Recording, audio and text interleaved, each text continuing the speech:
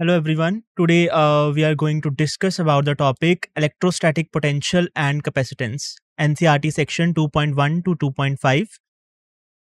Disclaimer: the images, text, and other materials used in our presentation are for educational purposes only. We respect the intellectual property rights of the original creators and owners. If you are the owner and have any concerns or issues, please contact us at sathee@iitk.ac.in and we shall remove the content immediately. Please note that parts of the content may have been generated using generative AI, which is experimental.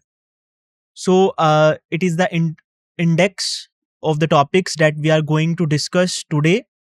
So first of all, introduction of electrostatic potential, energy and potential. After then electrostatic potential, then potential due to point charge, then potential due to electric dipole, and then at last potential due to a system of charges. Introduction.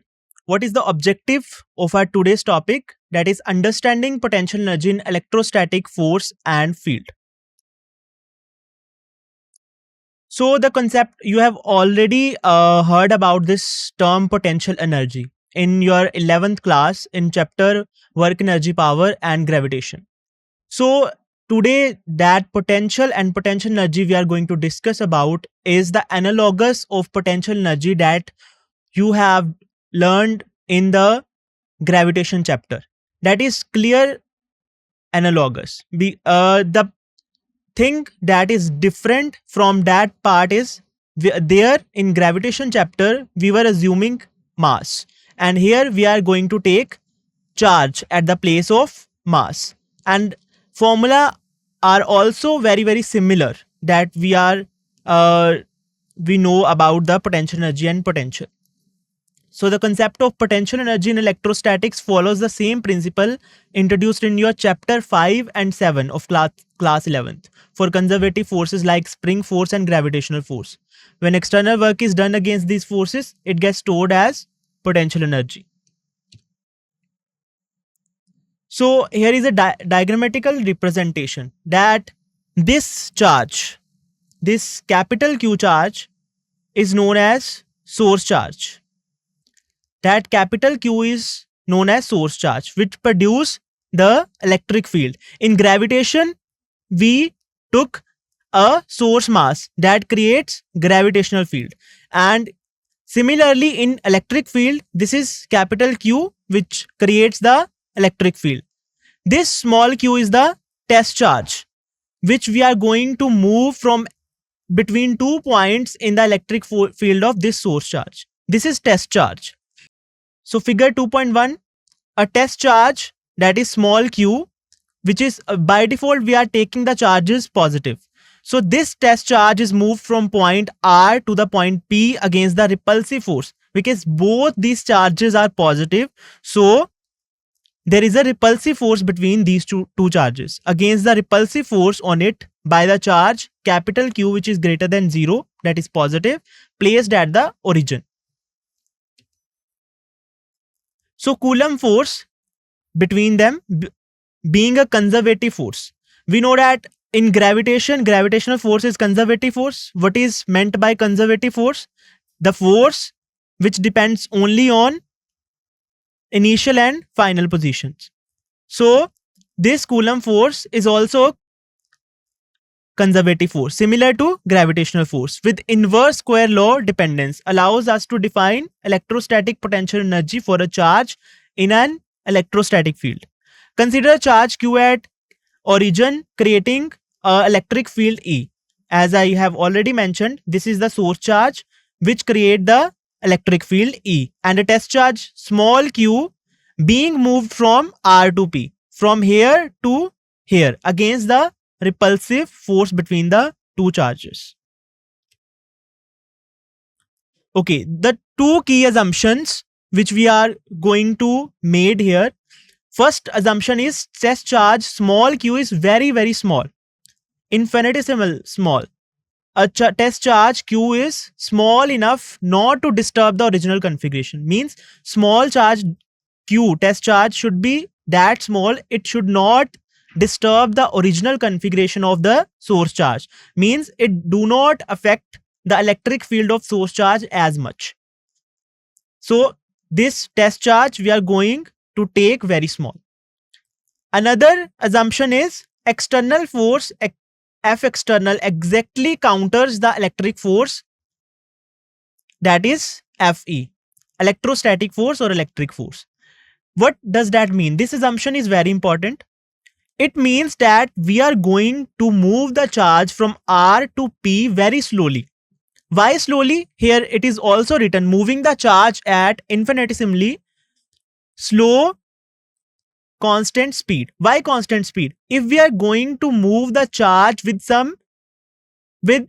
fast speed, means if we are going to change the velocity of the charge, then there is a change of kinetic energy. We don't want here the change in kinetic energy because we want the whole work done to be converted into potential energy.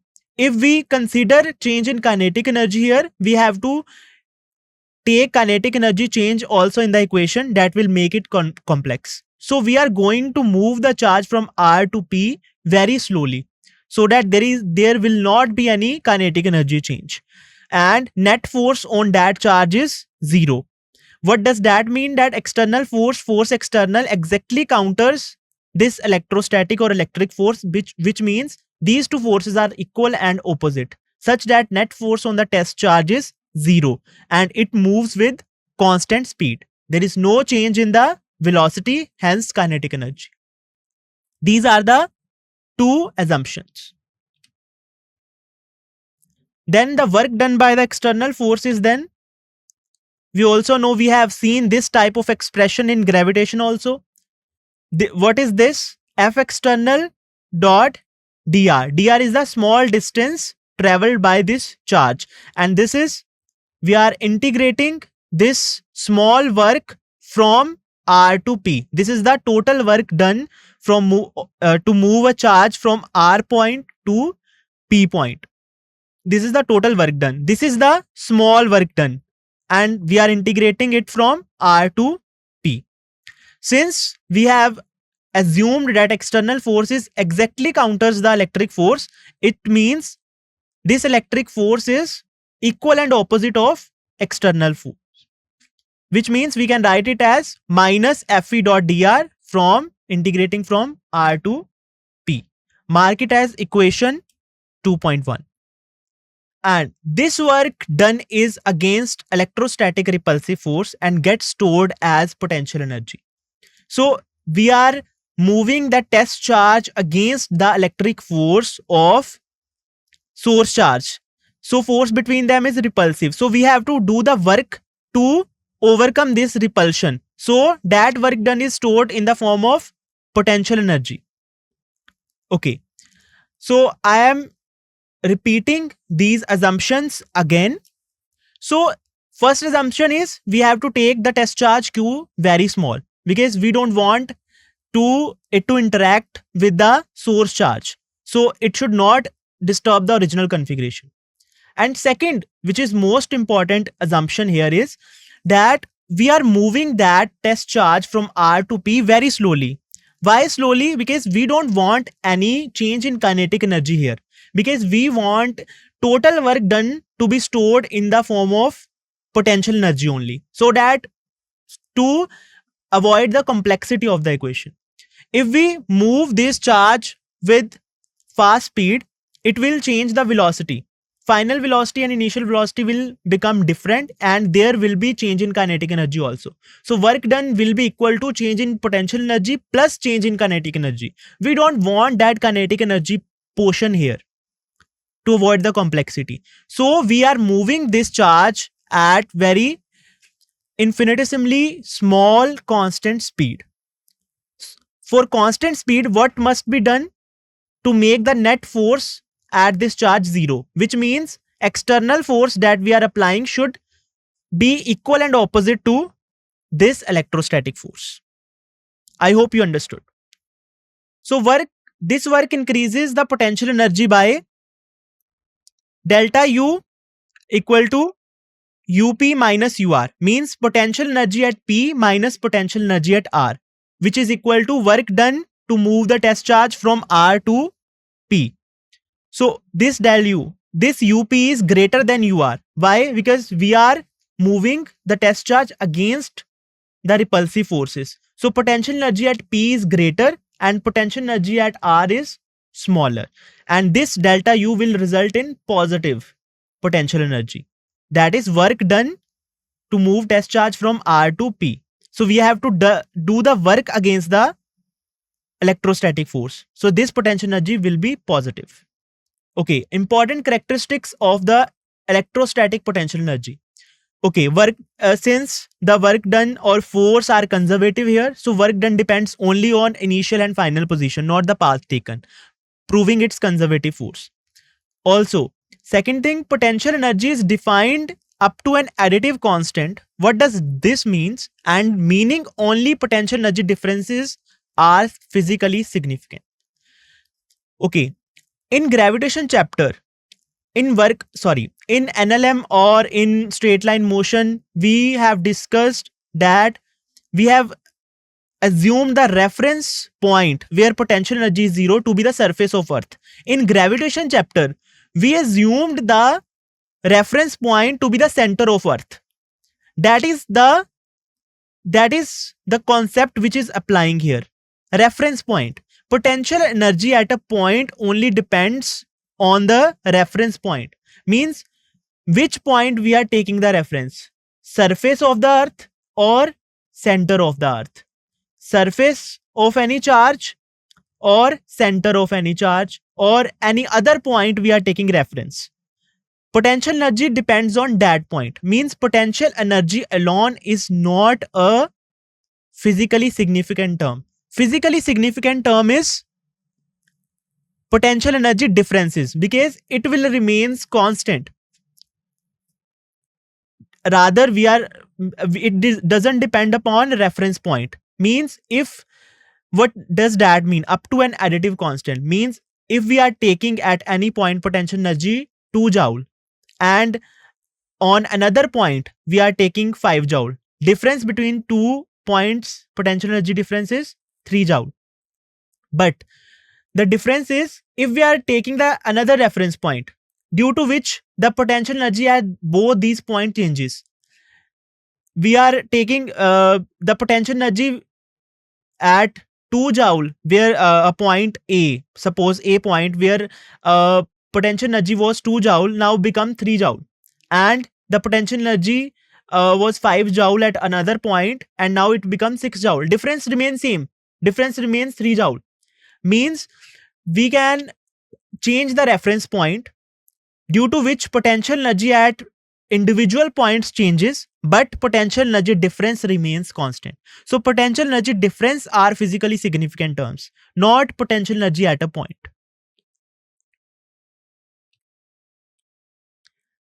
Now, what we are taking reference here now, choosing 0 potential energy at infinity. Now we are taking 0 potential at infinity. This is the reference. We are taking references. In gravitation, we took potential energy as 0 at center of the Earth. Now we are choosing 0 potential energy at infinity. So reference we can define only. But the physically significant term is potential energy difference, which will remains constant either if the reference point changes. Now, work done to bring the charge from R to P was WRP. Now work done to bring the charge from infinity to P point is UP minus U infinity. Means potential energy at P point minus potential energy at infinity. Now we are taking potential energy at infinity is 0. So work done to bring the charge from infinity to point P is stored in the form of potential energy, which is equal to potential energy at point P. And this is the definition of potential energy at any point. So potential energy at any point, this is the definition of potential energy. Potential energy at any point is defined as the work done by external force, that we are applying in bringing charge q from infinity to that point against the electric field of any charge configuration. Simple. Potential. What is potential energy now? Work done by the external force to bring a charge from infinity to any point in the electric field of any charge configuration is the potential energy at that point. Now, the potential energy of test charge q is any general static charge configuration is defined as the work done on the charge q. Okay, work done on the charge q is stored in the form of potential energy. This is we all know. Since the force at any point is QE, we know that force at any point is Q into electric field, where E is the electric field due to given charge configuration. This work is proportional to Q. Now, this work is proportional to Q, so we have to find the term that is independent of Q. Okay, for convenience, we divide the work by charge Q to get a quantity independent of Q. So, we want a quantity that is independent of Q, and for this we have to divide the work done by Q charge, and this will result in potential. So this is the charge configuration we are taking here. This is Q2 charge, Q3 charge, Q1 charge, and Q charge and Q4 charge. These all charges producing electric field, that is E, and force at any point in the electric field is QE, experienced by this Q. Okay, and we are as the work is proportional to Q, so we have to find any quantity that is independent of Q. So we have to divide the work done by Q. Okay, figure 2.2. What it is representing? Work done on a charge q by the electrostatic field due to any given charge configuration is independent of path, which I have already mentioned that it is conservative force and work done by these force is conservative. So it only depends on these R and this P point. It doesn't depend on path taken. Whether you are coming from R to P through this path, it will depend only on P and R. Okay, the work done per unit charge characterizes the electric field of the charge configuration, introducing concept of electrostatic potential V. Okay, work done by external force. Now, this is the main thing. What is the potential? Potential is work done upon charge, that test charge. Work done by external force in bringing, now the definition changes. What is the definition of potential energy? Work done by the external force to bring a charge from infinity to any point in the electrostatic field is the potential energy at that point. Now, at the point of charge, at the place of charge, we will replace it with unit positive charge. Definition remains same, but we are replacing the charge with unit positive charge. Work done by external force in bringing a unit positive charge from point R to P, because we are dividing it with Q. So the charge is replaced with a unit positive charge. So definition of potential becomes work done by the external force in bringing a unit positive charge from point R to P. Okay, so this will become Vp minus Vr, which is equal to Up minus Ur. What is this? Up minus Ur is the work done to bring a charge from point R to P. And upon Q, this will result in potential difference between 2 points, where Vp and Vr are electrostatic potentials at P and R respectively. The potential difference. Now, similarly, potential energy was only significant when there is a potential energy difference, not absolute potential energy. Similarly, potential also has physical significance. Potential difference has physical significance rather than absolute potential. Absolute potential at any point has no significance, because potential and potential energy both depends upon reference we are taking. It depends upon which reference we are taking. We are taking 0 potential at surface, at center, at infinity, it depends on that reference. But the potential difference has physical significance. It remains constant. It is independent of reference chosen. When potential at infinity is chosen as 0, then equation 2.4 shows that electrostatic potential at any point equals the work by an external force in bringing a unit positive charge from infinity to that point. That is the definition again. That is similar, same expression again. Now we are assuming this VR to be 0 because potential at infinity is chosen as 0. So we will put this point at infinity and it will become Vp equal to Up upon Q. Okay. So to obtain one more way to find the work done per unit charges, to obtain the work done per unit charge, we should take an infinitesimal charge delta Q, very small charge. This means very small test charge. Obtain the work done delta W, you have to obtain the work done like this and then divide it with that charge. Similar thing is explained in this line also with different notations. Thing is similar. To find the potential difference, what you have to do, you have to find the work done to bring a charge from any point to another point and then divide it with the test charge. Now, to find the electric potential due to a point charge. The electric potential at any point P due to a positive point Q located at the origin is defined as the work done. This is the definition again, is defined as the work done in bringing a unit positive charge from infinity to point P against the repulsive force. Now, there will be a diagram. You will understand better. I will explain this again. This is Q. Now, see the diagram. This is Q. This is source charge. Here, +1 coulomb. This is unit positive charge that we are taking test charge. That is, now in potential, we are taking test charge as unit positive charge. Now, potential due to this source charge at this point is absolute potential. Understood? Potential at this point due to this charge is absolute potential. But the potential difference between these two charges is potential difference.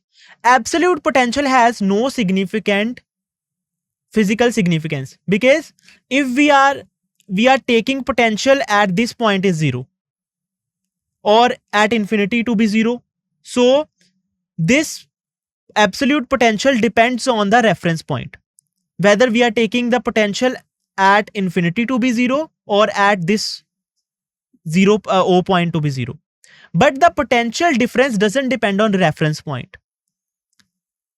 It has physical significance. Okay. Now we are going to do the derivation part of this concept. Okay, with the help of diagram. This is the test charge that we are moving from infinity to that point P. We are going to bring that unit positive charge from infinity to point P at this point. Okay. Now what this figure represents? Work done in bringing a unit positive charge from infinity to point P against the repulsive forces of charge Q is the potential at point P due to charge Q. Okay, this is the definition. What is the definition? I am again repeating what is the definition is work done in bringing a unit positive charge. Unit positive charge means +1 coulomb from infinity to that point P is the potential at P. Okay. Now, in the derivation, what we are going to do, we will first find the force as this P dash, any P dash point between infinity and this P. Then we are going to find the small work done through this interval. And then we will integrate it and find the potential. This is totally the derivation part.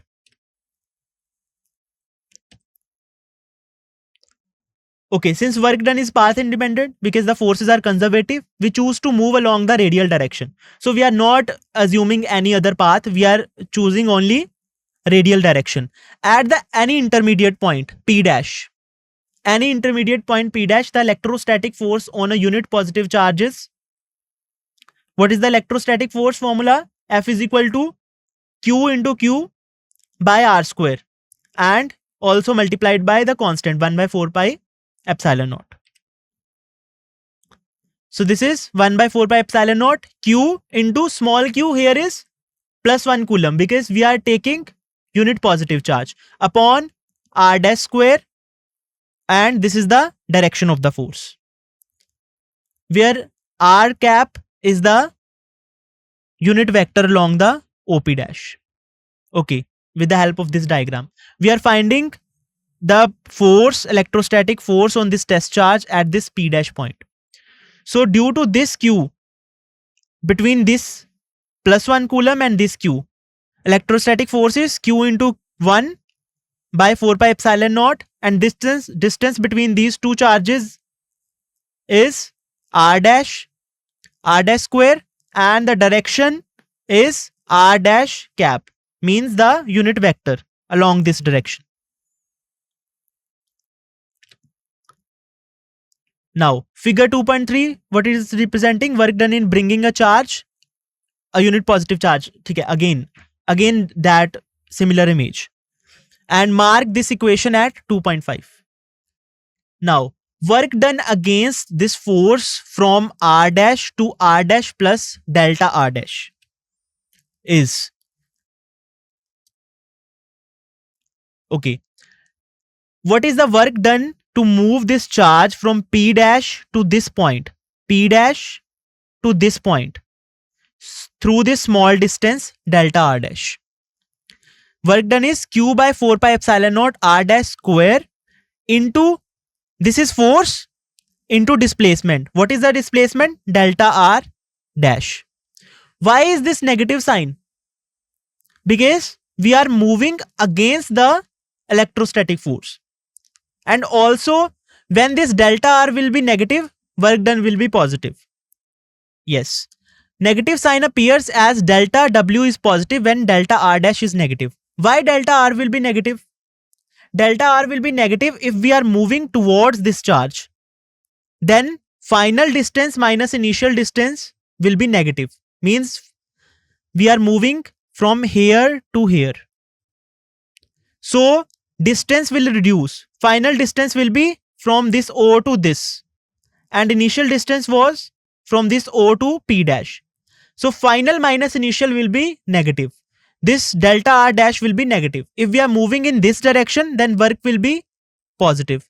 If we are moving in opposite direction, then delta R dash will be positive and work will be negative. Means delta R dash, when delta R dash will be negative, when we are moving towards this charge, means the distance from this charge is reducing. Then delta R dash will be negative and the work will be positive. And if we are moving in this direction, then delta R dash will be positive and work done is negative. Now total work done by the external force is found by integrating from R dash equal to infinity to R dash equal to R. Now we are moving with the definition, so we will integrate from infinity to that point P. Means we are integrating from the, now we have calculated a small work done through small distance delta R dash. Now we will calculate the total work done from infinity to point P. So integrating from infinity to that point P, which is at a distance R from the capital Q. So Q by 4 pi epsilon naught R dash square into dr dash.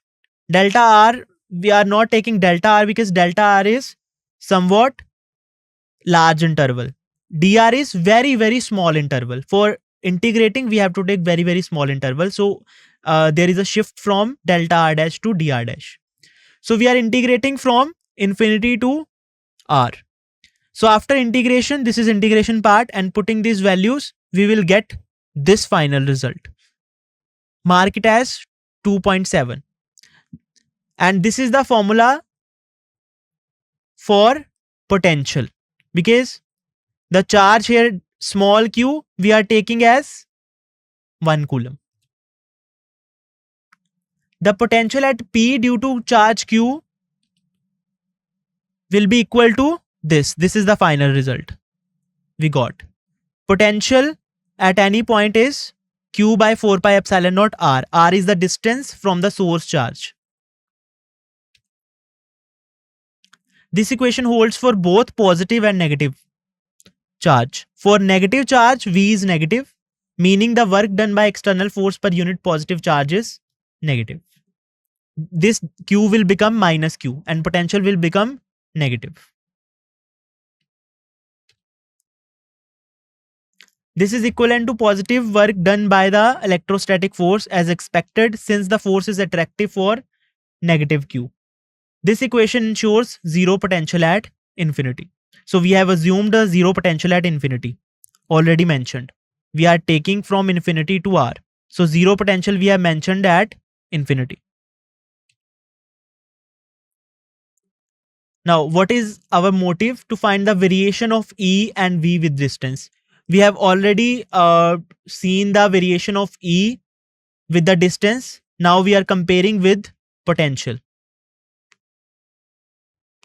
Electrostatic potential, which is directly proportional to 1 by R according to the equation. And electrostatic field, what was the electrostatic field? That is Q by 4 pi epsilon naught R square. So electrostatic field is inversely proportional to R square. Both vary with distance. One varies with inverse square law. Electrostatic field varies with inverse square law, and electrostatic potential is proportional to 1 by R. So this is the graph of these two quantities. So electric field also decreases as the distance increases, and potential also decreases as the distance increases. So this is a figure, variation of potential V with R, that is blue curve, and field with R, that is black curve, for a point charge Q. Now one numerical example. Okay, calculate the potential at point P due to charge 4 into 10 raised power minus 7 coulomb located 9 centimeter away. This is the first part. Second part is hence obtain the work in bringing a charge 2 into 10 raised power minus 9 coulomb from infinity to the point P. Does the answer depend on path along with which the charge is brought? So firstly we have to calculate the potential. Then we have to calculate the work done. Now in potential we assume the test charge as unit charge 1 coulomb. Now we have to calculate the work done, which is equal to charge into potential. Potential is charge by potential is work upon charge, and work is charge into potential. So we have to simply multiply this charge with the potential and we will find the work done. So what is the, for first part, what is the potential? Q by 4 pi epsilon naught R. What is the Q here? The source charge 4 into 10 raised power minus 7 coulomb and 9 centimeter away, 0.09 meter, and 1 by 4 pi epsilon naught value 9 into 10 raised power 9 Newton meter square per coulomb square. After calculating, it will result in 4 into 10 raised power 4 volt. This is the value of potential we got. Now we have to find the work done in bringing a charge of this from infinity to point P. So we will simply, this is the relation of work and potential.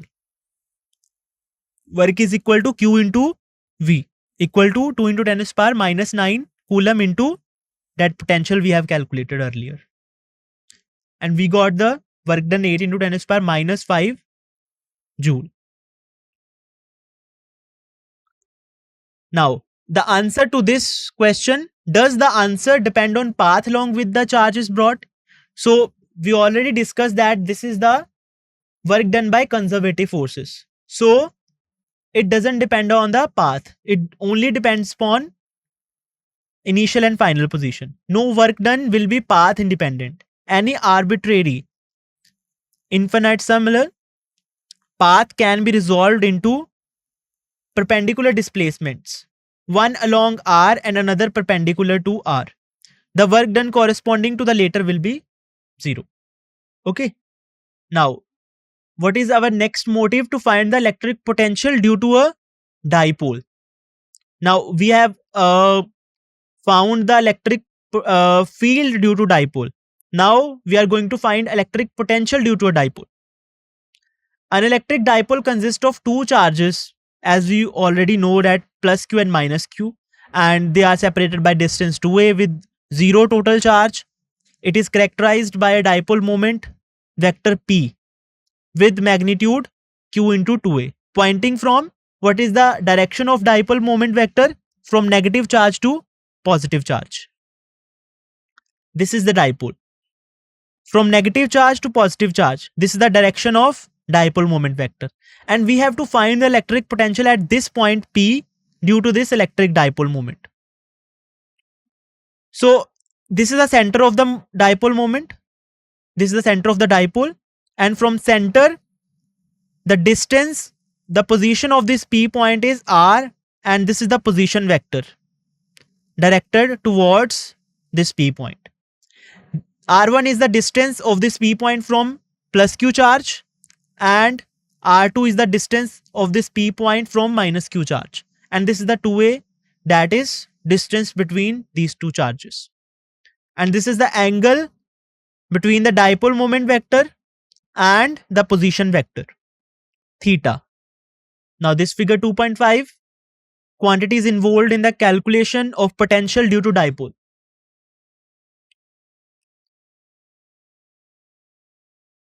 Okay, the electric field obeys, as we know, electric field obeys and electric force also obeys superposition principle.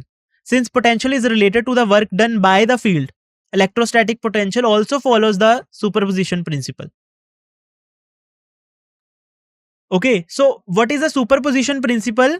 That the potential at this P point is the sum of the potential due to this positive charge and potential due to this negative charge. This is the superposition principle.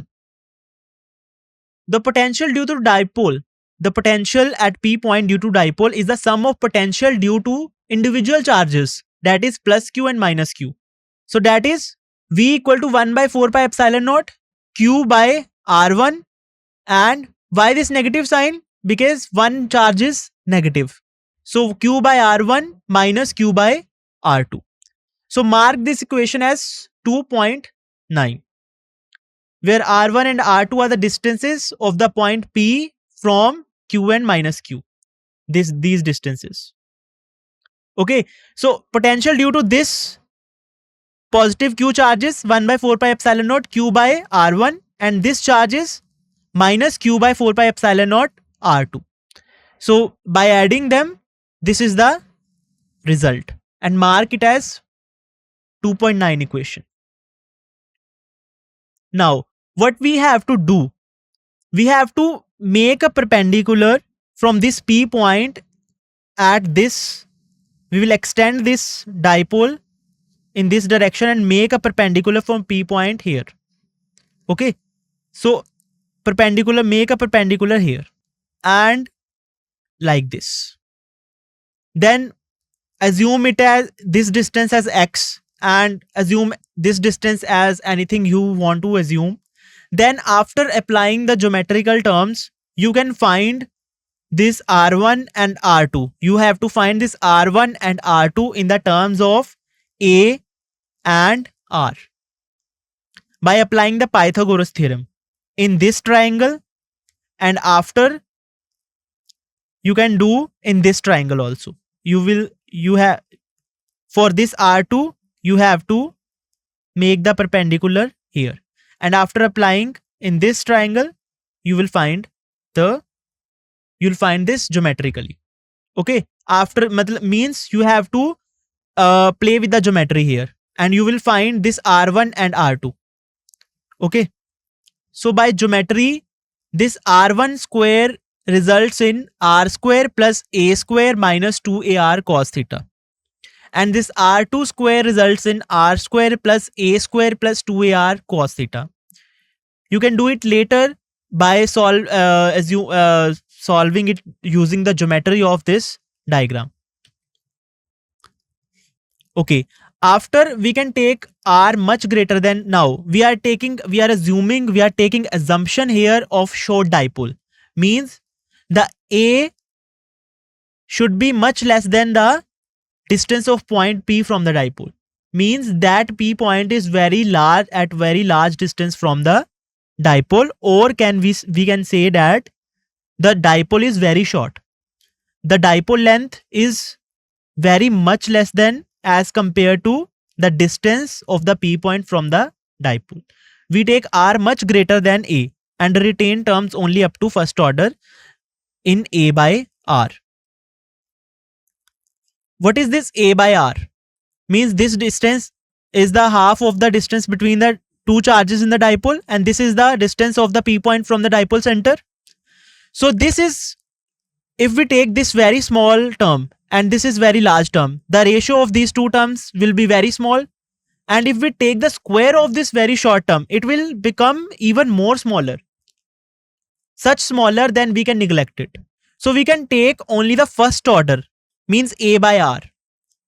We cannot take the second order, means the square of this term we will neglect it. Like in this equation, R1 square is R square. We are taking common from here. It will become 1 minus 2a cos theta by R plus a square by R square. Now this will become second order. A by R, second order. A by R whole square. So we can neglect this. So this will result in R square 1 minus 2a cos theta upon R. Mark it as 2.11. Similarly, R2 square, we can write it as this, and neglecting the a square by R square term from here also. Mark it as 2.12. Using the binomial theorem. Now we are going to use binomial theorem and only retaining terms that are first order of A by R. 1 by R1 is equal to 1 by R 1 minus 2a cos theta R minus 1 by 2. And we are reciprocating the equation, means R1 equal to R, we are reciprocating it. 1 by R1 equal to 1 by R 1 minus 2a cos theta by R raised to power minus 1 by 2. And here 1 by R1 nearly equal to 1 by R a plus 1 plus a by R cos theta raised to power minus 1 by 2. 2.13a equation. Similarly, we can write it here as 1 by R2 nearly equal to 1 by R 1 plus 2a cos theta. Now, after applying the binomial theorem here, this minus 1 by 2 will come here, come in this side, means it will multiply with this term. Minus 1 by 2 will multiply with this term. It will become 2 by 2 cancel out, minus minus plus. Here also it will multiply with this term and it will become 2 by 2 cancel out, plus minus minus. So after applying binomial theorem, binomial approximation, we got the value of 1 by R1 and 1 by R2, which we intended to find. So using equation 2.9 and 2.13, and we also know what is the dipole moment, that is Q into 2A, that is 2QA. We got, after putting the value of 1 by R1 and 1 by R2 in 2.9, we got the value Q by 4 pi epsilon naught 2A cos theta R square, and 2AQ is P. So final result is P cos theta 4 pi epsilon naught R square. This is the potential at point P due to the dipole. Now we also know P cos theta is P dot R, dot product of P vector and R cap, unit vector, where R is a unit vector along the position vector OP. That is the position vector, that R cap is the position vector OP. Now the electric potential of a dipole is then given by 1 by 4 pi epsilon naught P cos theta. We are replacing it with P dot R cap by R square, where what we have assumed, that distance r is much greater than the dipole length. Assumption applied here. This is the final result of the potential due to a dipole. Now equation 2.15 is as indicated approximately true only for distances large compared to the distance size of the dipole. This equation is approximately true for large distances, or we can say for short dipoles, so that higher order terms A by R are negligible. We have neglected this term by assuming that dipole is short or the distances are very large. That point P is very large distance from the dipole. So this is again that condition applied, the formula. So for a point dipole P at the origin, equation 2.15 is however exact. Now some special cases. First case is when theta is 0 or pi, when the charge is at point in the axial line, then V is plus minus 1 by 4 pi epsilon naught, P cos 0 is 1 and P cos pi is minus 1. So plus minus this term. The expression is valid for distances much larger than the dipole size. Again, assumption is applied here. Okay, for this is again that thing. Yes. Second thing, potential becomes 0 on the equatorial plane if theta is theta is pi by 2. If theta is pi by 2, so cos pi by 2 becomes 0. So at equatorial plane, the potential becomes 0. Means equatorial plane is plane at the midpoint of the dipole, plane passing through the midpoint of the dipole. At this plane, the potential due to positive charge cancel out the potential due to negative charge, and net potential at that equatorial plane becomes 0. Then the dipole potential differs from single charge potential in two aspects. It depends on both R and the angle between R and P while maintaining axial symmetry about P. It falls off 1 by R square. Now, potential due to single point charge varies with 1 by R, and potential due to dipole varies with 1 by R square. This is the difference between both these cases. Now, superposition principle, as I have already mentioning again, the potential at point P to multiple point charges, if there are multiple point charges present there, then the potential at P point is the sum of potential due to all the charges present there. Potential at point P due to multiple point charges can be calculated using the superposition principle for a system of charges Q1, Q2, Qn at positions given by vectors R1, R2. This is the diagram. If there are multiple charges present, Q1, Q2, Q3, Q4, Q5, and the distances of these charges from this point P, where we have to find the net potential, is R1P, R2P, R3P, R4P, and R5P. So what is the net potential at this point P due to these all charges? Is the sum of the potential due to these individual charges. Okay, potential at point due to a system of charges is the sum of potential due to individual charges. Means the potential V1 at P point due to charge Q1 is 1 by 4 pi epsilon naught Q1 R1P. Similarly for Q2 is 1 by 4 pi epsilon naught Q2 upon R2P. Similarly for other charges, and then we add up all the potentials, we will get the net potential. Like this. Similarly for charges Q2 and Q3, the potentials are V2 1 by 4 pi epsilon naught Q2 upon R2P.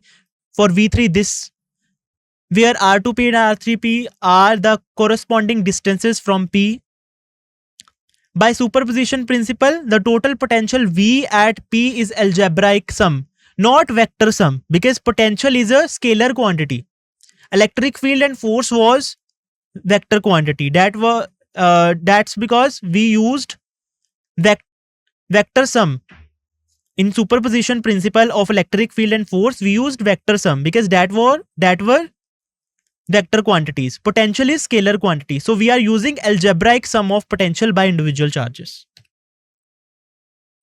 So V is the sum of all the potentials due to individual charges. V1 plus V2, so on up to Vn.